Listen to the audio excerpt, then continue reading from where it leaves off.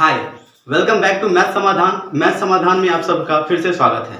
तो चलिए हम पहले कल की क्लासेस को रिवाइज कर लें। कल की क्लासेस में हमने किया था परसेंटेज के टाइप 1 के सभी क्वेश्चंस को, जैसे कि आपके सारे क्वेश्चन जो कि परसेंटेज से रिलेटेड उस टाइप से रिलेटेड क्वेश्चंस थे वो सारे के सारे सॉल्व हो जाएंगे और हो भी गए होंगे। तो चलिए हम आज जो प्रोड्यूस करने जा रहे हैं वो है टाइप 2। टाइप 2 में क्या है कि दो राशि में से किसी एक में प्रतिशत वृद्धि करना। सबसे पहले हम किए क्या थे, टाइप 1 में क्या किए थे। टाइप 1 में ये हुआ था कि दो राशियों में से किसी एक में प्रतिशत की कमी हुई थी। दो राशियों में से किसी एक में प्रतिशत की कमी हुई थी, लेकिन अब दो राशियों में से एक में किसी एक में प्रतिशत की वृद्धि करना है। तो कल के टाइप में कैसा क्वेश्चन था, कल हम उसको सबसे पहले रिवाइज कर लेते हैं। कल के टाइप्स में कैसा क्वेश्चन था, उसमें था जैसे कि राम की आय सीता की आय से 20% अधिक है। यहाँ है अधिक है, लेकिन कल हमने किया था कि राम की आय सीता की आय से 20% या 30% कम है।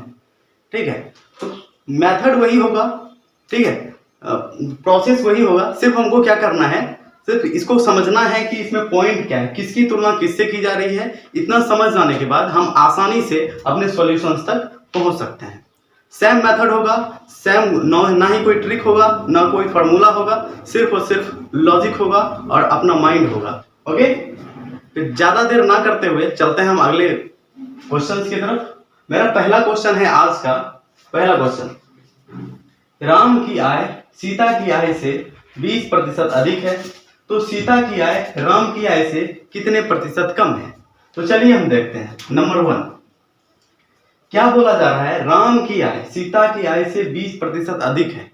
राम की तुलना सीता से की जा रही है, तो पहले हम सीता को 100% मानेंगे, जैसे कि हम पिछले वीडियोस में कर रहे हैं। अगर आपको इसमें कोई प्रॉब्लम हो तो आप सबसे पहले बेसिक वीडियो जो परसेंटेज के हैं वो आप प्लेलिस्ट में हमारे चैनल पे जाके देख सकते हैं, और चैनल को सब्सक्राइब करके बेल आइकन को जरूर दबा लें, क्योंकि इससे अगले वीडियोस के अगले क्लास के नोटिफिकेशन आप तक आसानी से पहुंच सकता है।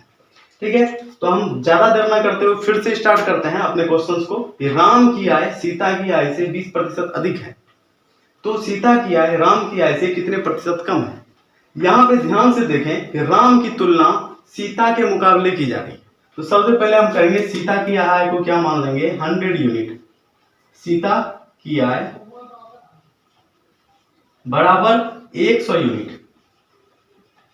ठीक है, यूनिट लिखें ना लिखें बात बराबर है, याद रखना है कि ये 100 यूनिट के बराबर है। ओके, तो अब चलते हैं। जैसे सीता की आय 100 यूनिट हो गई, अब राम किसके सीता के मुकाबले कितना प्रतिशत अधिक है, 20% अधिक है। मतलब अगर सीता 100% है तो राम कितना होगा, 100 से अधिक प्लस 20%, तो वो क्या हो जाएगा 120।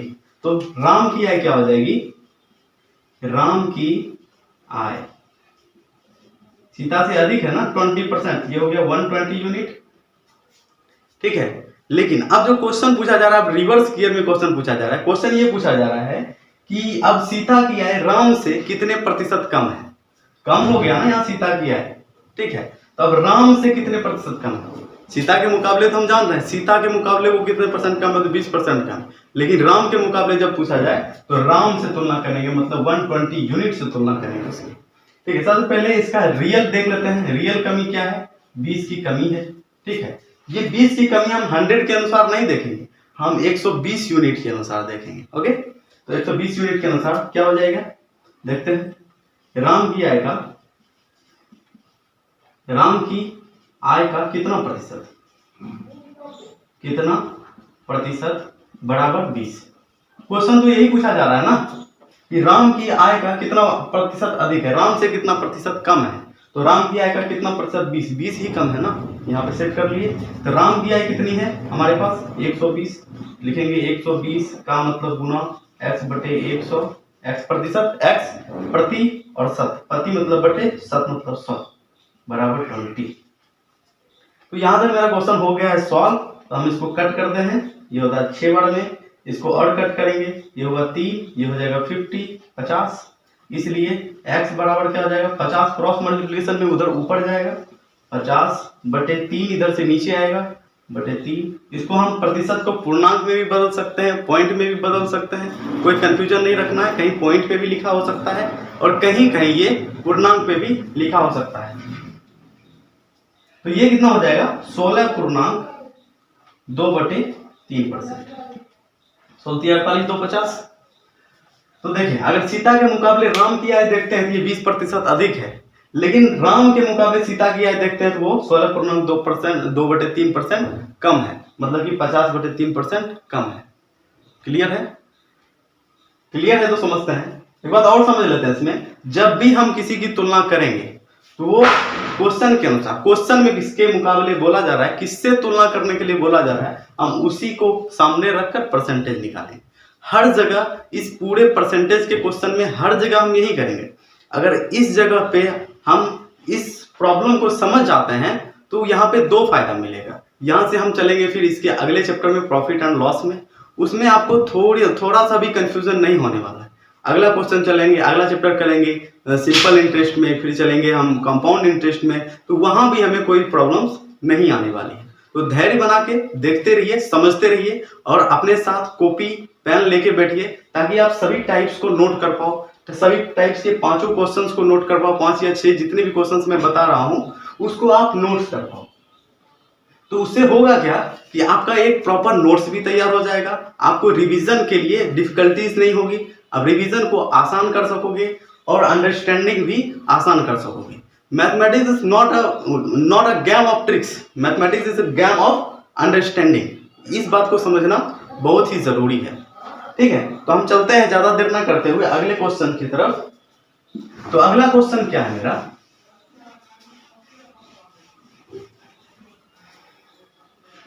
तो अगला क्वेश्चन है मेरा कि चावल का मूल्य 20% बढ़ जाता है तो उपभोक्ता को खपत में कितने % कम कर देनी चाहिए कि खर्च ना हो। ठीक है, तो चावल के मूल्य को 20% बढ़ा दिया गया। ठीक है, चावल पहले मान लीजिए 100 यूनिट में था, वीडियो बंद करो थोड़ा सा, पसीना दिख रहा है, पॉज करो, 1 2 3 ओके। तो अगले क्वेश्चन की तरफ हम चलते हैं। अगला क्वेश्चन है मेरा, चावल का मूल्य 20% बढ़ जाता है तो उपभोक्ता को खपत में कितने % कम कर देनी चाहिए कि खर्च ना बढ़े। चावल का मूल्य भी बढ़ गया है, ठीक है, चावल का मूल्य बढ़ चुका है और हमको इस तरीके से खर्च करना है, इस तरीके से खर्च करना है, इतना कम खर्च कर देना है, कुछ खर्च को क्या करेंगे, कम कर देंगे, मतलब खपत को कम कर देंगे। ठीक है, तो खपत कम कर देंगे तो उससे क्या होगा, खर्च नहीं बढ़ेगा। सिंपल सा लॉजिक है और सब लोग तो ऐसा ही करते हैं। ठीक है, कि अगर घर में 5 रोटी हम खाते हैं, ठीक है, तो उस बार अगर कम बना है, ठीक है, तो 4 ही रोटी खा लिए, बस सेम काम यहाँ पे करना है, खपत में कम कर देना है। जैसे कि कभी टमाटर लेने गए मार्केट, पता था कि 20 रुपये केजी आता है, ठीक है, तो वहां जाने के बाद पता चला नहीं आज से तो 30 रुपये केजी चल रहा है, तो अब करेंगे क्या, तो 20 रुपये में जितना आएगा उतना ही टमाटर लेके आ जाएंगे। सेम काम यहाँ पे करना है। तो पहले चावल का मूल्य कितना था, 100 यूनिट था, वो अपने आप में 100 यूनिट था। ठीक है, तो चावल का मूल्य, पहले चावल का मूल्य, पहले चावल का मूल्य कितना था, 100 यूनिट था। अब चावल का मूल्य कितना है, 20% बढ़ गया ना, 100 का 20% बढ़ जाएगा, वो 20 बढ़ जाएगा, मतलब कि अभी जो चावल का मूल्य है, वर्तमान में जो चावल का मूल्य है वो 120 हो जाएगा। ठीक है, तो वर्तमान में चावल का मूल्य, क्यों आशीष, सही है ना, 120 का 20% घटा दीजिए, निकाल लीजिए, हो गया आंसर। ठीक है, फिर ये कितना यूनिट हो जाएगा, 120 यूनिट हो जाएगा। ओके, तो अब क्या करेंगे हम लोग कि पहले चावल का मूल्य था 100 यूनिट, 20% बढ़ गया, अब हो गया 120 यूनिट। यहाँ तक तो कोई दिक्कत नहीं है। हमको क्या निकालना है कि हमको प्रतिशत कितना कम कर दें, इसमें जो है खपत कितना कम कर दें, कितना कम करना है। आपके पास 100 रुपया ही लेके आप गए हो, पता चला कि सामान जो है 120 में बिक रहा है, ठीक है, 120 में सामान बिक रहा है, आपके पास 100 है तो आप 100 का ही सामान लोगे ना, तो आपको जो 120 के मुकाबले जो आपको मिल रहा था उसके अनुसार आपको कितना कम सामान मिलेगा। सिंपल सी बात है, खपत आपको कम करनी है ना, तो कम सामान खरीद लेंगे। तो इसको क्या करते हैं, रियल में 20 रुपये का आपको सामान कम मिलेगा, मतलब 20 यूनिट का सामान कम मिलेगा, लेकिन ये 20 यूनिट जो कि कम मिलेगा वो 120 का कितना प्रतिशत है वो निकालना है। इसलिए अब क्या करेंगे, परसेंटेज निकालना है ना, तो क्या करेंगे, वर्तमान चावल के मूल्य का कितना प्रतिशत ये 20% है, ये निकाल लेंगे। तो 120 का x बटे 100 बराबर कितना हो जाएगा 20, यही है ना। 20 से ये कितने बार में, 6 बार में, ये 3 बार में, ये 50 बार में, इसलिए x बराबर कितना हो जाएगा 50 बटे 3 बराबर 16.1/2/3%। कोई दिक्कत है? यहाँ पे दिक्कत होने वाली भी बात नहीं है।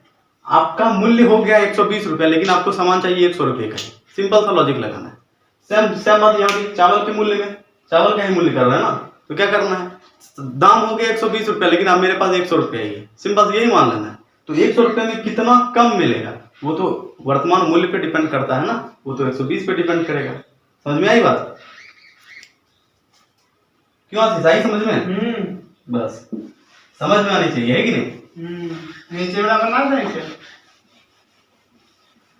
तुम मत बनाओ, कभी बताएंगे, बुलाएंगे तुमको बनाने के लिए, ठीक है? अभी के लिए आराम करो। क्यों, सही है ना? ठीक है, अगले क्वेश्चन की तरफ चलते हैं। तीसरा क्वेश्चन, तो तीसरा क्वेश्चन है मेरा, किसी वस्तु का अंकित मूल्य क्रय मूल्य से 20% अधिक है। क्रय मूल्य मतलब कि जिस रेट पे हम किसी वस्तु को या फिर किसी चीज को खरीदते हैं उसको क्या कहते हैं, क्रय मूल्य, ठीक है? तो किसी वस्तु का अंकित मूल्य जो कि उस पे अंकित किया जाता है, मार्क हम करते हैं या फिर एमआरपी कह सकते हैं उसको। किसी वस्तु का अंकित मूल्य क्रय मूल्य से 20% अधिक है तो उसे कितने प्रतिशत कम में बेचा जाता है कि ना लाभ ना हानि हो। सिंपल सा मूल्य है। क्रय मूल्य कितना था मेरा, क्रय मूल्य कितना था मेरा 100 यूनिट होगा कि नहीं?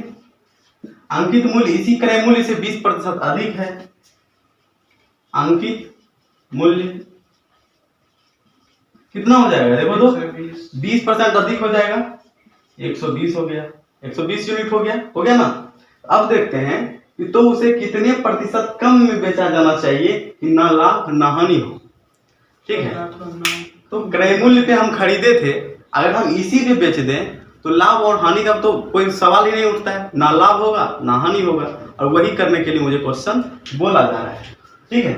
तो अंकित मूल्य कितना है 120। अब हमको इसके मुकाबले कम करना है, इसके मुकाबले कितना प्रतिशत कम होगा। रियल में तो हमको पता है कि हमको 20 यूनिट कम कर देना है, लेकिन 100 के मुकाबले देखा जाए तो ये 20 यूनिट 20% है, लेकिन 120 के मुकाबले ये 20 यूनिट अलग होगा। हमको इसी 120 के यूनिट के मुकाबले निकालना है, तो हम सिंपल सा निकाल लेंगे। 120 का मतलब गुना कितना प्रतिशत, x बटे 100 बराबर 20 होता है, ये हो जाएगा 6 बार में कटेगा, सेम चीज हो गया, है कि नहीं? 20% ही बढ़ाए थे ना, सेम चीज, इसलिए x बराबर कितना हो जाएगा 50 बटे 3, मतलब कि 16.2/3। अभी तक में तीनों क्वेश्चन में आंसर क्या आया, सेम ही आया, ठीक है? तीनों क्वेश्चन में मेरा समान आंसर आ रहा है। क्यों आंसर आया? क्योंकि सबका कहना एक ही था, तरीका अलग था, ठीक है? चलते हैं अगले क्वेश्चन की तरफ। अगला क्वेश्चन क्या है, किसी वस्तु का मूल्य 15% बढ़ गया तो उसकी बिक्री कितने प्रतिशत कम होने पर लाभ या हानि नहीं होगी, ठीक है? किसी वस्तु का मूल्य 15% बढ़ गया तो उसकी बिक्री कितने % कम होने पर लाभ या हानि नहीं होगी। कहने का मतलब यह है कि कोई वस्तु था जो कि 100 रुपये में बिकता था, वो अब 115 रुपये का हो गया, लेकिन हमको फिर से जो है 100 रुपये का ही बेचना है, तो कितना % कम करना होगा वर्तमान मूल्य से। तो सिंपल सा टारगेट करते हैं इसको, पहले मूल्य, पहले का मूल्य कितना था, वो 100 यूनिट में था। अभी का मूल्य कितना है, वर्तमान मूल्य, वर्तमान मूल्य जो है मेरा वो 15 यूनिट बढ़ गया, मतलब 15% बढ़ गया है, तो x के मुकाबले कितना हो गया 115 यूनिट। यहां तक कोई दिक्कत नहीं आनी चाहिए। क्वेश्चन ये पूछा जा रहा है कि 115 रुपये का तो सामान हो चुका है, लेकिन आपको 100 रुपये का ही बेचना है, तो आपको वर्तमान मूल्य जो कि आपका 115 है, इससे आप कितने प्रतिशत कम में बेचोगे। तो कितने प्रतिशत कम में बेचेंगे, पहले तो हम निकालते हैं कितना यूनिट कम में बेचेंगे। हमको 15 यूनिट कम में बेचना है, लेकिन किसके मुकाबले, इसके मुकाबले। हम निकाल लेते हैं 115 का कितना प्रतिशत 15 यूनिट होता है, तो आंसर मेरा निकल जाएगा 115 का x बटे 100 बराबर 15, क्या हो जाएगा, ये 5 या 15, ये कितने बार में कटेगा 23 बार में, ठीक है? ये कितना हो जाएगा x बराबर 300 बटे 23। आप इसको आसानी से सॉल्व कर सकते हो, ठीक है? आप इसको आसानी से सॉल्व कर सकते हैं, तो बिल्कुल इजी से। इसको पूर्णांक में भी बदलें, आपकी मर्जी। तो बिना कुछ विलंब करते हुए फिर से चलते हैं अब अगले क्वेश्चन की तरफ। अगला क्वेश्चन क्या है मेरा? अगला क्वेश्चन है 5वां नंबर क्वेश्चन, जो कि होगा हमारा आज का अंतिम क्वेश्चन। तो चलते हैं हम अपने आज के अंतिम क्वेश्चन की तरफ। वो क्या है? एक व्यक्ति का खर्च 20% बढ़ जाता है। एक व्यक्ति का खर्च 20% बढ़ जाता है। यदि उसे फिर से खर्च पहले जैसा करना है तो कितना परसेंट घटाना होगा? ठीक है, पहले व्यक्ति का खर्च, सबसे पहले ये समझना है कि पहले व्यक्ति का खर्च होता कितना है? 100% होता है ना। उसके मुकाबले वो कितना बढ़ा दिया? 20% बढ़ गया। ठीक है, फिर से क्या किया जी? फिर से किया है कि फिर से उसको खर्च घटाना है, क्योंकि उसका जो जिस कारण से वो बढ़ाया था, मोबाइल खरीदना था, कुछ भी खरीदना था, उस कारण से वो बढ़ाया था, वो वापस से कम करना चाहता है। क्योंकि वो तो एक बार खरीद लिया, बार बार थोड़े ना खरीदेगा। देख लेते हैं पहले क्या था। पहले खर्च किसी भी चीज का 100% तो होगा ही, 100 यूनिट। इसके मुकाबले बाद में कितना हो गया? वर्तमान मतलब अभी का खर्च कितना हो गया? 120 यूनिट हो गया, क्योंकि 20% बढ़ गया। ठीक है, अब कह रहा है कि अब जो आगे जो हम खर्च करेंगे ना, तो फिर से पहले जितना खर्च करते थे उतना ही करेंगे। मतलब फिर से पहले वापस जाना चाहता है, तो कितना यूनिट कम खर्च करना होगा इसको? यहाँ देखते हैं, 20 यूनिट कम खर्च करना होगा। ठीक है, कितना यूनिट कम खर्च करना होगा? 20 यूनिट कम खर्चना होगा उसको। तो हम चलते हैं, देखते हैं कि वर्तमान मूल्य के अनुसार ये 20 यूनिट कितना होता है। क्योंकि जब भी हम परसेंटेज निकालेंगे तो वर्तमान यूनिट के अनुसार ही निकालेंगे। देख लेते हैं वर्तमान यूनिट कितना है मेरा? 120 का मतलब गुना कितना प्रतिशत? x/100 बराबर कितना प्रतिशत? 20। ठीक है, हम निकाल लेते हैं। ये 6 बार में, ये 3 बार में, और ये 50 बार में। इसलिए x बराबर कितना हो गया? 50/3, क्योंकि 50 क्रॉस मल्टीप्लाई उधर जाएगा और इधर से क्रॉस करके ये 3 नीचे आ जाएगा। इसको हम पूर्णांक में बदल भी सकते हैं या फिर ऐसे भी छोड़ सकते हैं, हमारी मर्जी। लेकिन पूर्णांक में बदल देना सही होता है, इसलिए हम पूर्णांक में इसको बदल देते हैं। 16/2/3। इसी के साथ आपका ये टाइप भी कंप्लीट होता है। तो चलिए, इससे पहले कि इस क्लास को समाप्त करें, हम आपसे 2 बातें बोलना चाहते हैं। 2-3 बातें, कुछ भी बोल सकते हैं। तो उस बातों में शामिल क्या है? उन बातों में शामिल ये है कि अगर आपको हमारी क्लासेस पसंद आ रही है तो लाइक करें, शेयर करें और सब्सक्राइब करके बेल आइकन को जरूर दबाएं। क्योंकि उससे होगा क्या? हमारी अगली क्लासेस जो कि पर डे 7:30 बजे सुबह के 7:30 बजे आ जाती है, आपको उसकी नोटिफिकेशन सबसे पहले आपको मिल जाएंगी। और इन सभी चैप्टर्स को समझने के बाद इसके 10 पार्ट में इसके क्लासेस आएंगे। सभी क्वेश्चन को समझने के बाद आपको, आपके लिए परसेंटेज पूरा इजी हो जाएगा और आप इजीली किसी भी बुक से इसे सॉल्व कर पाओगे। चलिए, आज के लिए इतना ही। तब तक के लिए हंसते रहिए, मुस्कुराते रहिए। जय हिंद।